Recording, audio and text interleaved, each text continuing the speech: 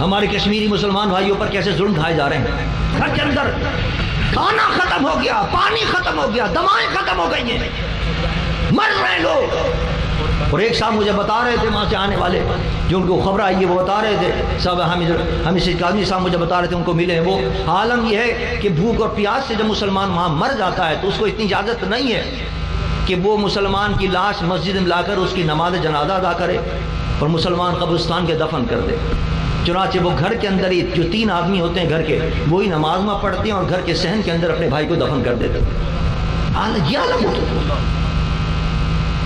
مسلمانوں پر ظلم کے پہاڑ توڑ رہا ہے یہودی, یہود اور نصارہ, یہود اور ہنود مل کر دنیا کے کونے کونے کے اندر مسلمانوں پر ظلم کے پہاڑ توڑ رہے ہیں. اور کشمیر پر انہوں نے ظلم کے انتہا کر دی ہے. اور افسوس مسلمان حکمرانوں پر ہے.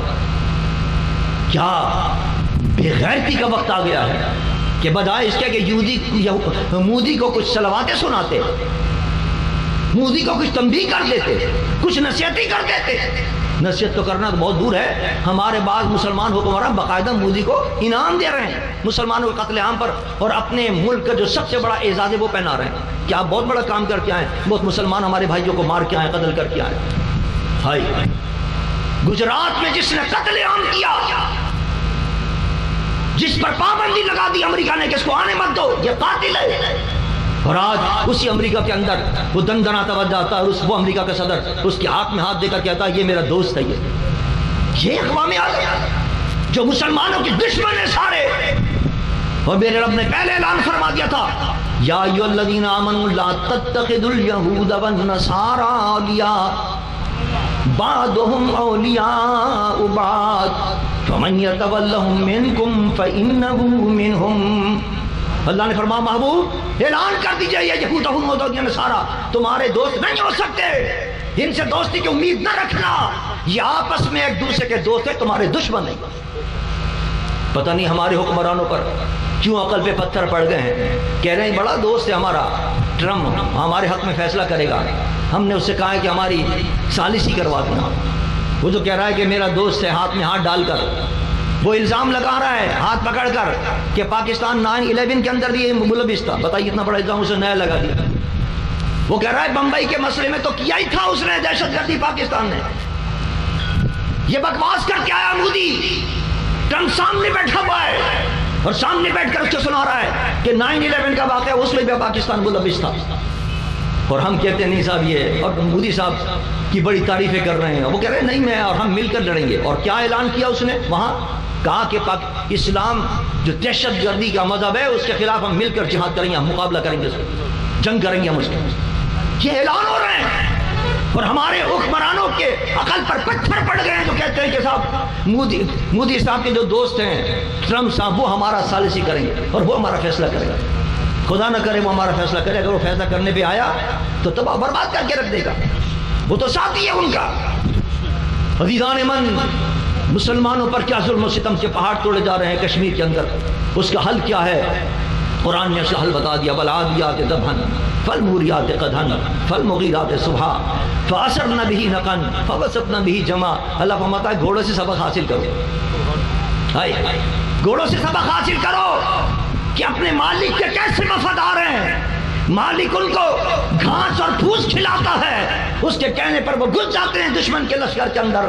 اور اللہ فرماتا ہے انسان ان الانسان لربہ لکنود, تو بڑا ناشکرا ہے, تو ان گھوڑوں سے بھی گیا گزرا ہو گیا ہے.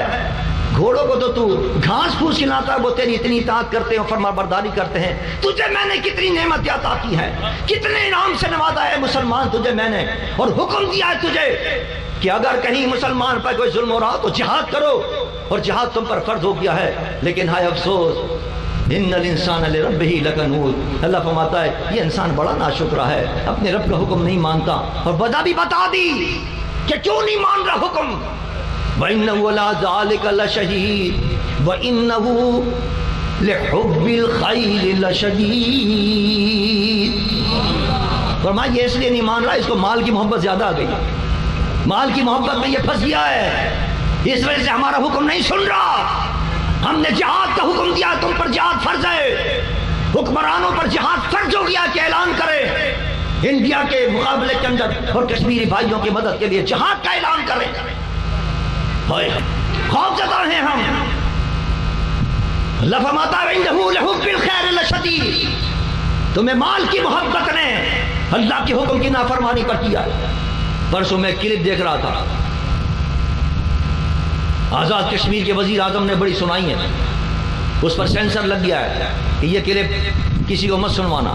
وہ چیخ چیخ کے کہہ رہا ہے, بیٹھے میں سارے وزراء حکومت کے, اور ان کو وزراء کو سنا کہ وزیر اعظم, آزاد کشمیر کا وزیر اعظم کہہ رہا ہے کہ ڈالروں کے چکر کے اندر تم ان مسلمان مظلوم جو رو رہے ہیں روزانہ اپنے دروازے پر بیٹھ کر آواز دیتے ہیں کہاں ہیں پاکستانی ہماری آ کر مدد کریں.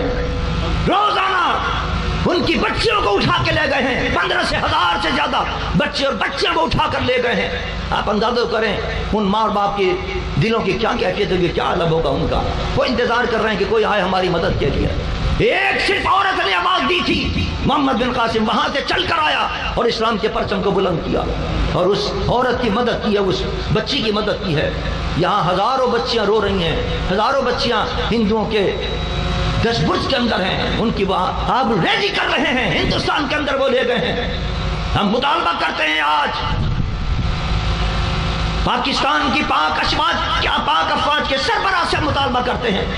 ہم اس حکومت سے مایوس ہیں, پوری قوم پاک فوج کی طرف دیکھ رہی ہے کہ آپ کوئی اعلان کریں. ہمارے حکمران زبانی جمع خرچ کر رہے ہیں, زبانی جمع خرچ سے ان مسلمانوں کا مسئلہ حل نہیں ہوگا. کشمیر کا مسئلہ اگر ہوگا تو صرف جہاد سے مسئلہ حل ہوگا. آپ جہاد کا اعلان کریں, پوری قوم آپ کے پشت پر ہوگی انشاءاللہ. اور جہاد کرنے والے کے لیے تو میرے مصطفیٰ نے بڑی بڑی پیشین گوئیاں فرمائی ہیں اور بڑی بڑی خوشخبریاں سنائی ہیں. میرے آقا سرور دو جہاں صلی اللہ علیہ وسلم نے فرمایا, حضور نے فرمایا ایک اور چیز بھی ہے,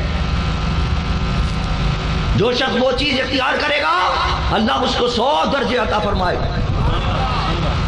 اور 100 درجے بھی ایسے سرکار نے فرمایا ان میں سے ہر ایک سے دوسرے درجے کے درمیان کا فاصلہ آسمان و زمین کے برابر ہے. صرف ایک درجے کا فاصلہ, پھر دوسرے درجے کا فاصلہ بھی اتنا آسمان و زمین کے بعد, پھر تیسرے درجے کا, پھر اس طرح 100 درجے اللہ عطا کرے گا ایک انسان کو. صحابہ نے پوچھا یا رسول اللہ تو کون خوش نصیب ہوگا جس کو اللہ اتنے بڑے 100 درجے عطا کرے گا, جس میں سے ہر درجہ اتنا بڑا ہوگا کہ آسمان اور زمین کے درمیان اس کا فاصلہ ہوگا. میرے مصطفیٰ نے 3 مرتبہ فرمایا وہ مجاہد ہوگا جو اللہ کی راہ میں لڑتا ہے, وہ مجاہد ہوگا جو اللہ کی راہ میں لڑتا ہے, وہ مجاہد ہوگا جو اللہ کی راہ میں لڑتا ہے.